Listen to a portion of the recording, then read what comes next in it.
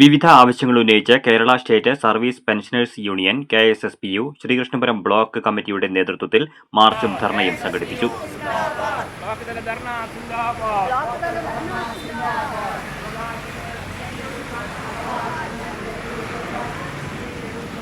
2024 July മുതൽ ശമ്പള pension പരിഷ്കരണത്തിനുള്ള നടപടികൾ ആരംഭിക്കുക, കുടിശ്ശികയായ ക്ഷാമാശ്വാസ ഗഡുക്കൾ അനുവദിക്കുക, PFRDA നിയമം പിൻവലിക്കുക, സ്റ്റാറ്റ്യൂട്ടറി പെൻഷൻ പുനഃസ്ഥാപിക്കുക, പെൻഷൻ പരിഷ്കരണം നിഷേധിക്കുന്ന 2025 മാർച്ച് 25 പാർലമെന്റ് പാസാക്കിയ ഫൈനാൻസ് ഭേദഗതി ബിൽ പിൻവലിക്കുക, കേന്ദ്ര സർക്കാരിന്റെ കേരളത്തോടുള്ള അവഗണന അവസാനിപ്പിക്കുക തുടങ്ങിയ ആവശ്യങ്ങൾ ഉന്നയിച്ചുകൊണ്ടായിരുന്നു ധർണ.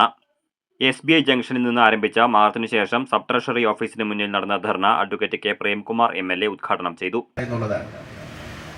ഇവിടെ നമുക്ക് സംഘടന രൂപീകരിക്കാം, സംഘടിക്കാം. അതിന്റെ ഭാഗമായി ന്യായമായ അവകാശങ്ങൾ ഉന്നയിച്ചുകൊണ്ടുള്ള ജനകീയമായ പ്രക്ഷോഭത്തിന് നേതൃത്വം നൽകാം. അതിനെല്ലാം നമുക്ക് സാധിക്കുന്നത് നമ്മുടെ രാജ്യത്തിന്റെ ഭരണഘടന അത് അനുവദിക്കുന്നത് കൊണ്ടാണ്.